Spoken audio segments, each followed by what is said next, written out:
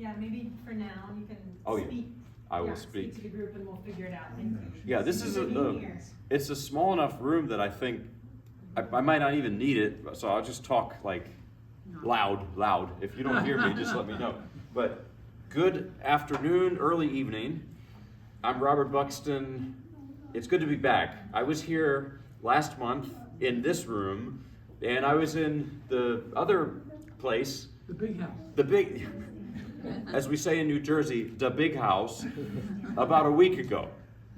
So it's really good to see I see some familiar faces from both areas. And so today you're going to hear some of the same things I've done, but you're going to also hear some things I've never done because I tend to do the more experimental, some new pieces for me. But what I want to start with, I always start with some kind of an improvisation because I think it's true to history. In other words, if you were to go back in the old days, the 19th century, the 18th century, even before, pianists, organists, harpsichordists, they would always improvise in concerts. And we stopped somewhere along the line. We decided that classical music needs to be put in a museum and all of that. I think that's too bad. I mean, it's good to respect the art form, don't get me wrong, but I think that improvisation is an important thing to do. When I played over at the big house, I think I asked you for random notes. We did it that way, but today let's try a bit of a funnier improvisation. Let's take a melody. I'll say happy birthday. It could be anything. If you want something else, that's fine. And I'll ask for some 20th century composers. I thought that might be funny to do happy birthday in the style. The more obscure, the more, odd the composer, maybe the better. But happy birthday in the style of 20th century composers, classical composers. Dolly Parton. Well, she's not really a 20th century composer. Well, but she is though. And you did answer what I said. Okay, well, happy birthday in the style of Dolly. Let's start with that. Her birthday was yesterday, right? It was? Yes. So how would she sing it? First of all, I can't sing, but she has that like kind of Nashville sound. Country. Yeah. Let's see how that would be like,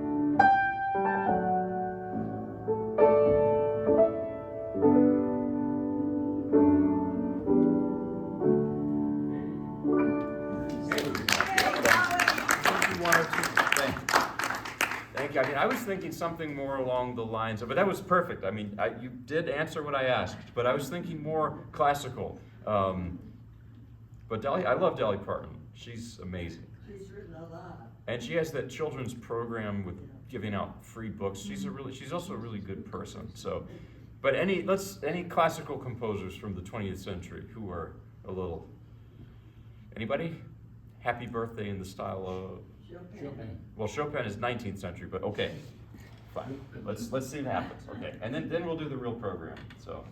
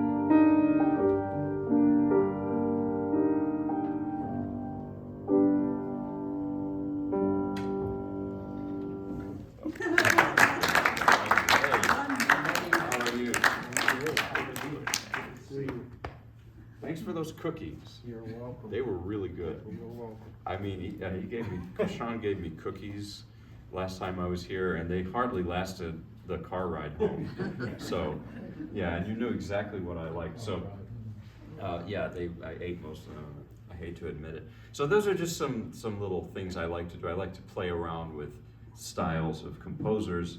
And, well, now I'm going to play, the first two pieces I'm going to play today, I played over at the Big House. I played here last time.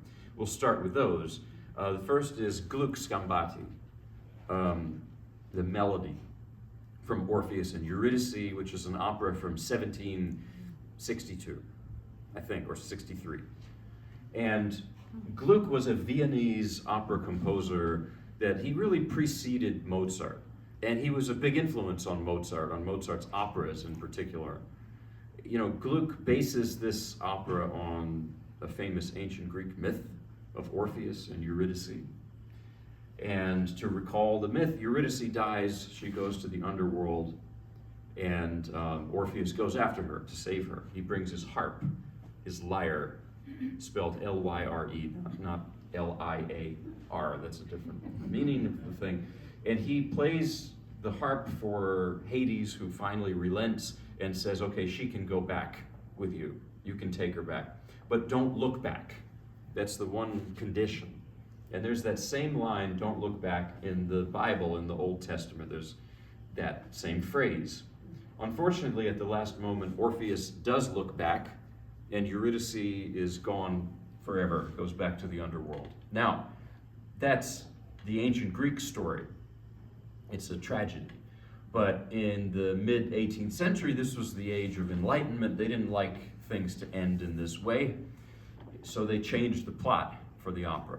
I was shocked when I went to the Met and I saw it, because I knew the story. I hadn't read about the opera. I wanted to, experience it. But when I was there at the Met many years back, I couldn't believe it. Eurydice comes back at the end, and they have this big celebration, and everyone lives happily ever after, and that's it. It's nice, I guess. But this piece is from an instrumental interlude in the opera called Dance of the Blessed Spirits. It's flute and strings that play it. It's a dance. It's a ballet section of the opera, actually. And this melody is clearly a lament. It's Orpheus's feelings about his wife. There's so many arrangements of this, like you can hear it, flute and strings played separately from the opera in concerts, but also there's a violin arrangement, which is how I got to it, because I'm sort of obsessed with the violin. Not sort of, I'm more than, there's a rule, I can't talk about the violin in the car anymore with my family, because I've almost gotten into trouble a couple times getting too carried away with it. But I'm too lazy to learn the violin, that's another thing. But there's not only violin, there's this piano arrangement by Scambati, an Italian 19th century composer whose arrangement I'm going to play now. It's very old-fashioned in a way, and that's what I like about it.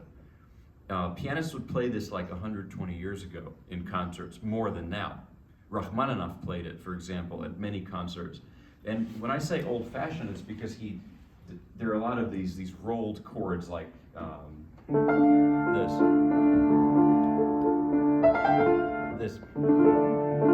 That's like a harp-like thing. And that there's some schools of thought in piano playing that is bad taste or something. I don't know. I don't think so. I like it. So anyway, this is Gluck Scambati, the melody from Orpheus and Eurydice. There are I was mentioning a couple funny notes here.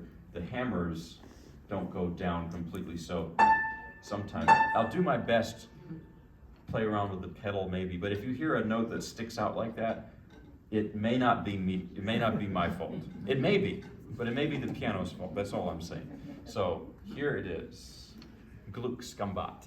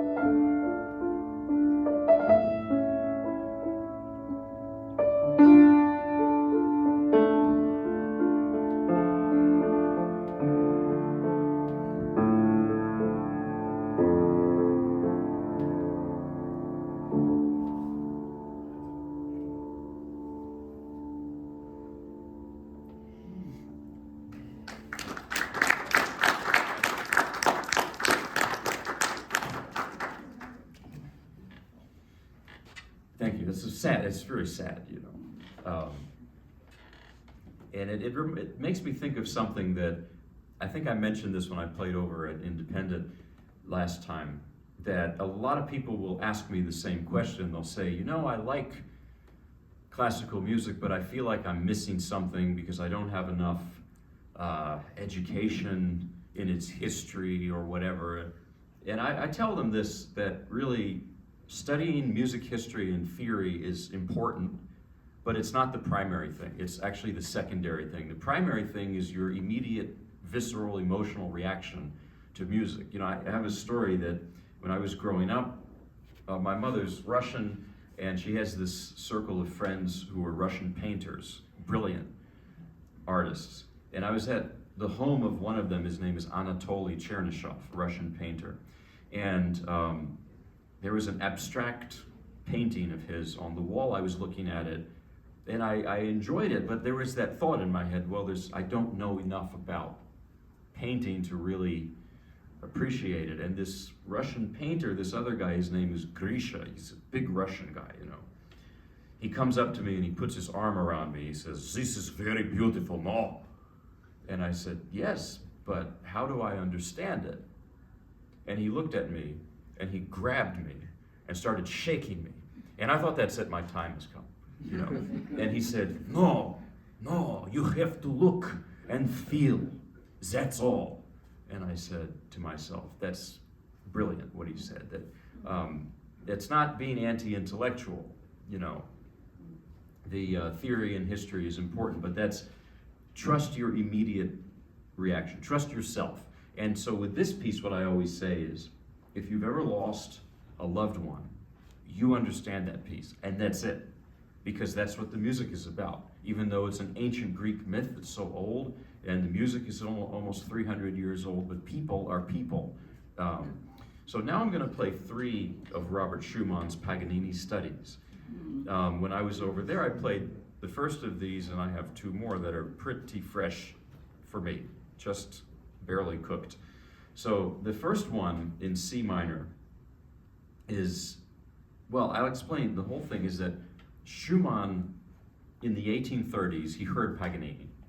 And Paganini was he was a rock star of that time period, of the late 18th, early 19th centuries. And he reflected some of the changing culture and geopolitical things that were going on at that time. You had the American Revolution, French Revolution, Napoleon, the monarchies were falling, etc. You know, that was the time.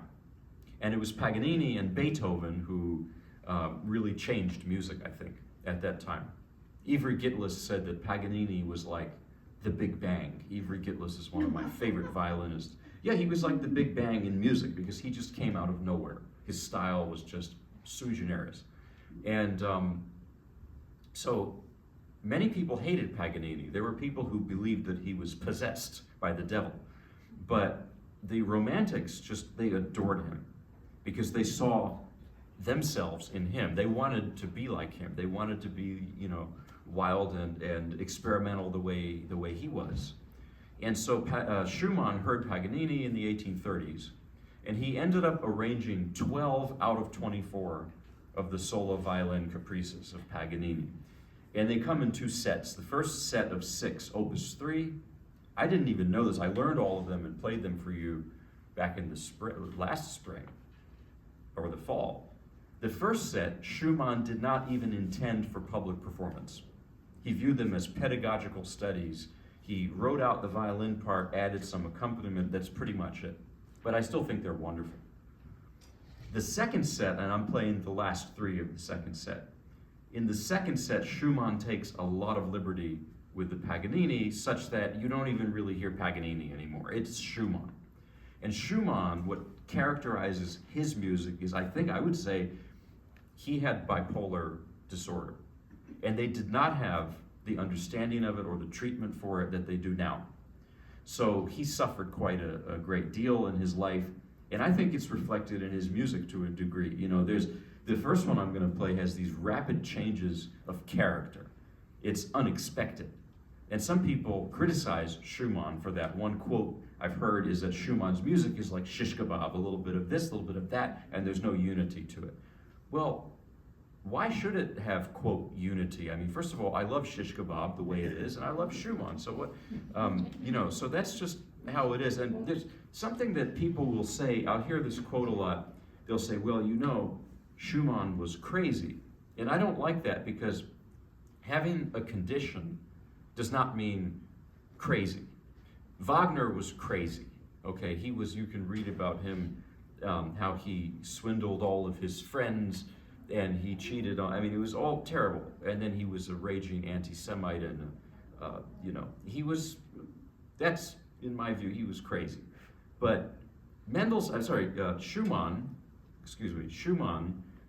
was actually a wonderful person by all accounts. He was a great husband, he was a great father.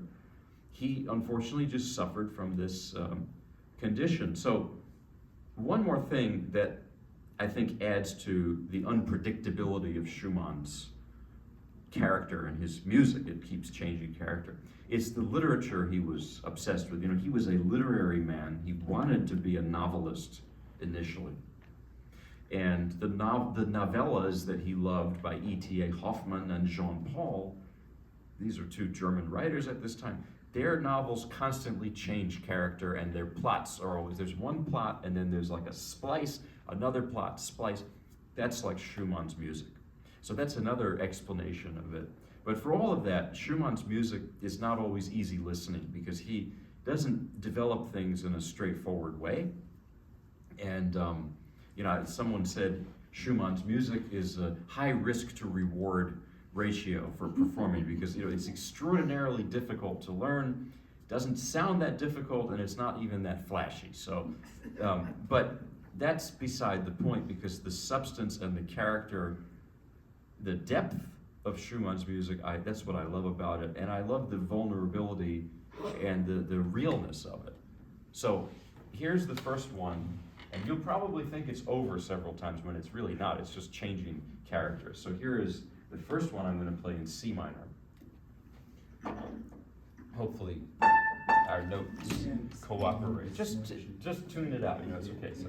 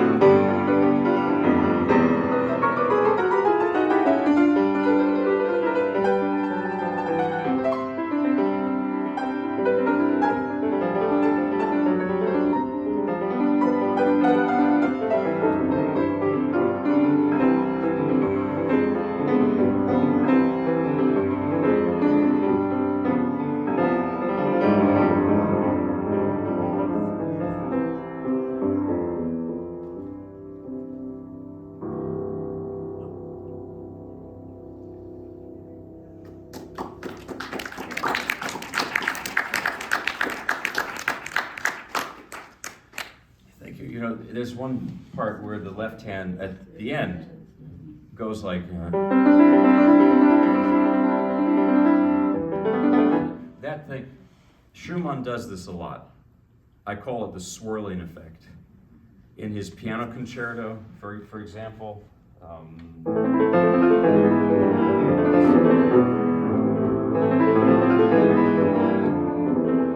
everywhere. That's sort of the beginning of one of the violin sonatas too. There's that. I had a teacher who said when Schumann does that, it reminds him of Van Gogh's Starry Night with the swirling sky. And there's another artist who suffered from mental illness. The next piece, by the way, I told you these are tricky. They're very tricky, and Liszt did his own Paganini arrangements later, a few years after Schumann's. And they did some of the same ones and some different ones. And this just highlights a big difference between Schumann and Liszt and the way they wrote for the piano. Liszt's music, I'm not trying to say it's easy, but Liszt's music is the sort of thing that sounds more complex and impressive than it actually is to play. You know, Schumann is the opposite. He doesn't sound as difficult as he is to play. Schumann's music is really awkward to play. Incredibly awkward. Liszt fits the hands like a glove. So, but I shouldn't complain. But I'm complaining in advance because the next two are really like that. They're just like, and Schumann around this time damaged his hands, maybe from playing these pieces, but some people say he invested in a weird device meant to strengthen his pinky finger, and that damaged the muscles in his hands. But at any rate, Schumann did not become a performing pianist. His wife was, Clara, and Liszt was. At any rate, the next one is based on the B minor caprice of Paganini, and it goes kind of like this. I'll play you the opening.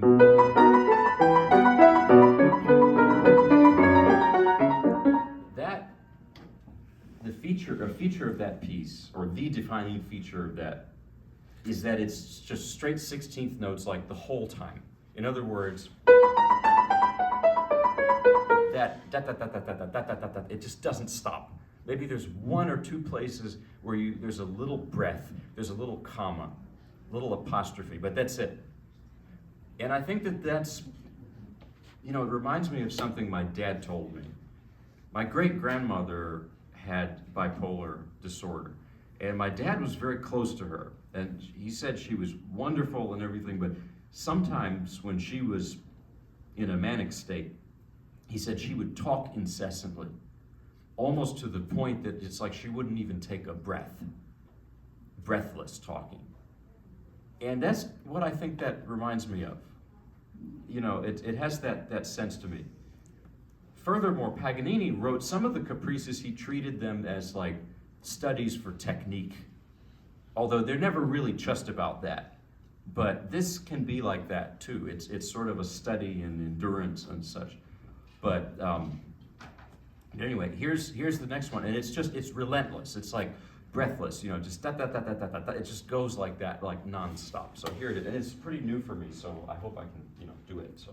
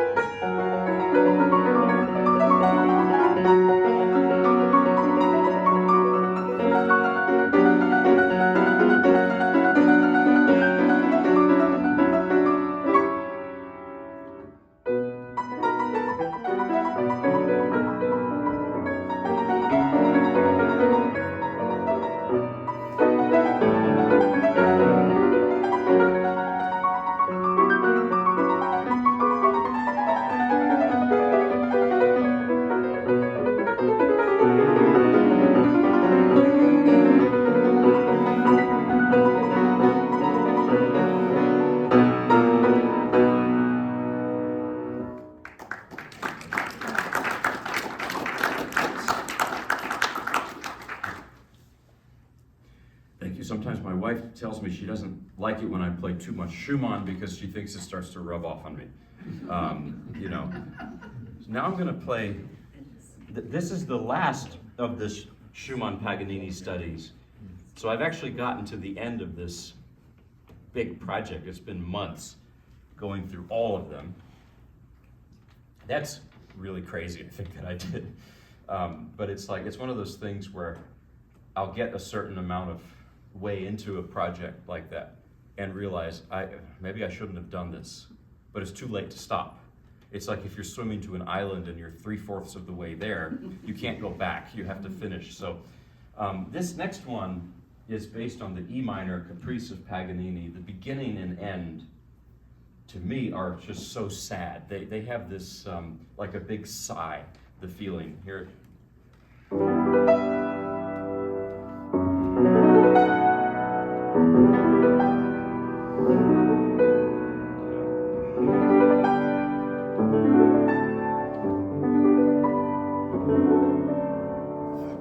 There's kind of a wide open feeling to it too.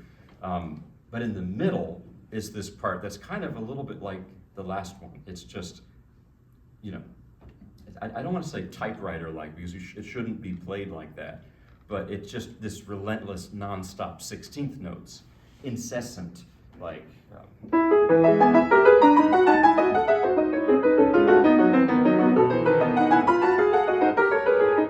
And that, by the way, sounds and feels like Bach in the hands. And Schumann said that Bach should be everyone's daily bread for a musician. Bach should be your daily bread, so he meant it. He had Bach always at his piano, so did Chopin, Mendelssohn. The Romantics, you can sort of look at them, look at their style like as an archaeologist, and there's Paganini, Beethoven, and Bach. Bach, by the way, in the time of Mozart, was not so popular. Johann Sebastian Bach. Bach's sons were popular in Mozart's time, and their music sounds nothing like their dad's. But J.S. Bach, Johann Sebastian Bach, he had a real revival in the 19th century, and that has continued to this day. So anyway, I'm going to do my bit. This one is just, you know, I've been up late many nights just trying to get this in here, and I don't even know what to say, so.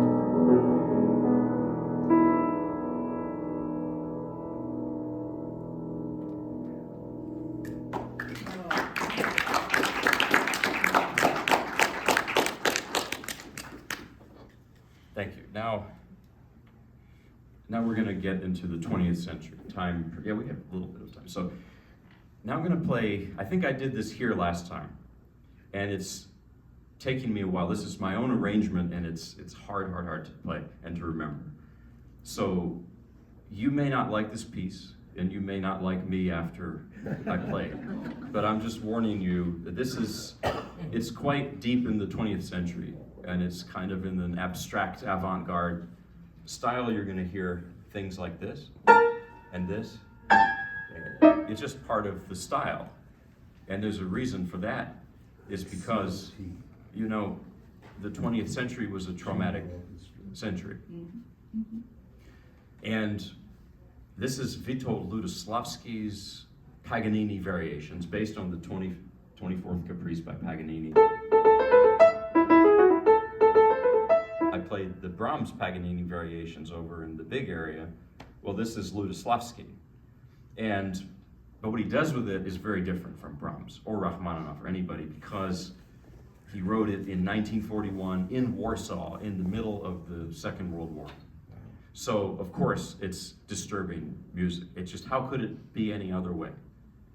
Theodor Adorno, who was a writer and philosopher on music, he said, the idea of writing romantic poetry after the horrors of the Second World War is unthinkable. And so the style of this music is that I'm going to play. It's cold, it's harsh, it's acerbic, astringent. You could find any kinds of, a lot of words for it. So there's a story about Rostropovich and Karajan rehearsing Richard Strauss's Don Quixote, and there's a passage in which Rostropovich made a sound. He was trying to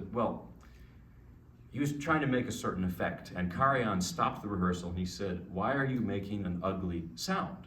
And Rostropovich said, "Well, it's part of the story. I'm trying to create an effect." And Karajan said, "Never make an ugly sound."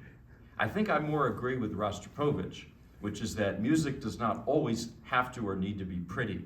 Sometimes there's the idea of realism in the arts, that in realism it expresses things the way they really are. So that's this piece. You know, you could look at the writing of Hemingway and Steinbeck in the same way in the 20th century. That's realism. The Grapes of Wrath is not a pretty book because it's not a pretty subject. So anyway, this piece, the story of it is that Ludosławski, he was living in Warsaw. It was the middle of the war. He was making ends meet by playing concerts in bars. 2 piano concerts with his friend Panufnik, who's another avant-garde Polish composer from this time. And some of the concerts they did featured popular arrangements that they did, jazz, other things like that. But other concerts, and the ones that were closest to their hearts, they would often do late at night in these underground bars, and they'd play their own music, including this piece. And they were strictly illegal, those concerts, because, you know, any avant-garde art form is hated by totalitarian regimes. The Nazis didn't allow it, and later in Poland, the Soviets didn't allow it, you know? So there's one story. They were giving a concert, 2 piano concert, late at night, middle of the night, and the SS walked in, and they put pistols to their heads, and they said, "This concert is illegal, and we will shoot you right now on the spot." Well, the owner of the bar came out and said, "These guys work for me, please don't touch them." Well, they got off the hook. They were not his employees. So that's what life was like at that time. I will point out, if Ludosławski had been Jewish and if he had been in the Warsaw Ghetto, it would have been even more awful. So he at least did not go through that. But life in Warsaw in general, it was not easy. And when Warsaw fell, he had to get out of the city. Everyone did. And he only managed to take one piece of music that he'd written with him. Everything else he lost is this piece. And these Paganini variations, he wrote them for 2 pianos. And then in 1978, he redid it for piano and orchestra. And so what I've done is tried to smush all of that into one piano. And it's the same thing. I got 3/4 of the way through, and I thought, why am I doing this? But it's too late. So I'm going to do my best. But this is, you know, I've warned you that it's, you know, has these harsh sounds and stuff. But it's great music. It has so much character and personality, and so listen for that.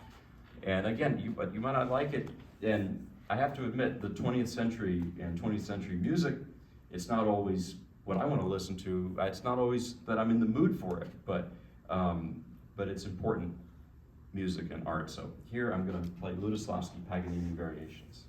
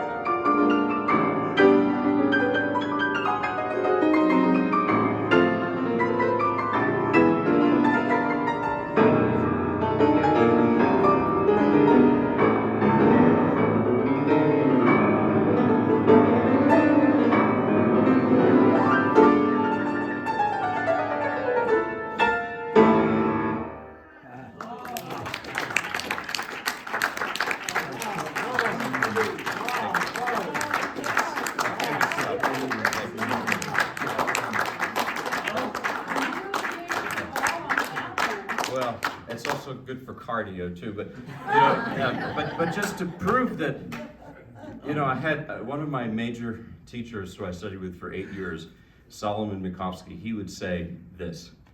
I'd play something like that, and he would say, "Okay, good. You can play fast and loud. Now, can you play something soft? Because that's what really shows your ability." So I'm going to play something very quiet, and this is also 20th century, Claude Debussy. Oh. And Claude Debussy, in a way, was the first 20th century modern composer. And my belief is, he created a whole different musical world. And then you had World War I, World War II, and it sort of changed that. And this is an early work of Debussy's Beau Soir, Beautiful Evening, which it already is. It's a song. And I don't sing, and I don't sing in French, so you don't want to hear it if I could even. This is an arrangement for piano solo by Daniel Héricourt. Daniel Héricourt was born in France in 1903. He knew Debussy, he knew Ravel. He ended up moving to this country and lived in Greensboro, taught at UNCG, and I'm friends with his widow, Jane, who's a wonderful pianist and a wonderful person. And she's given me stacks of her late husband's music, including this arrangement. If there's time, there's no time, but maybe next time I'll play you one of Daniel's original compositions too. But this is Beau Soir. It's very short, Debussy, and it's absolutely beautiful. And in a way, it's like what 20th century music could have been without all the horrors and the traumas. I wished our century would be better than the 20th, but I don't know if it is. But here is Debussy, Beau Soir, arranged by Daniel Héricourt.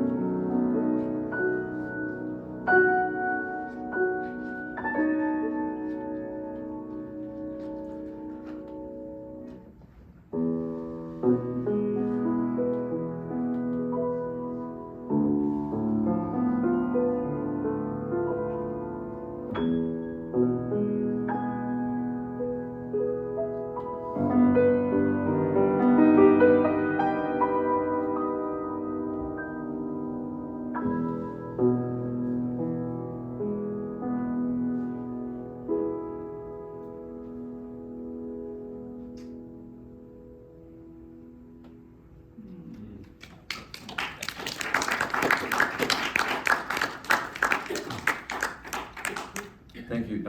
One quickly, I want to play a gospel song. Yesterday was Martin Luther King Jr. Day, his birthday. Well, his birthday is actually the 15th of January, which is one of my son's birthdays too. And I want to play something Mahalia Jackson used to sing.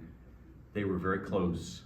and this is We Shall Overcome. I don't know if I've done this here. I did my own arrangement, written out arrangement of this, because I adore Mahalia Jackson so much.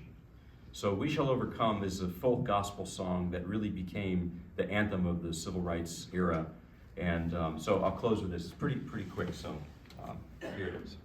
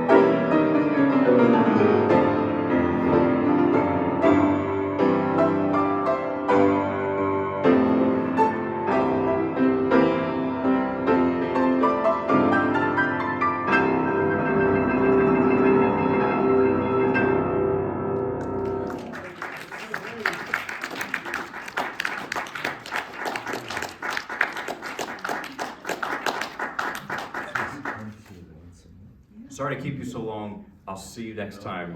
Take care. Yes. Yeah. Thank you. I always lose track of time, even though I have my watch. It's okay.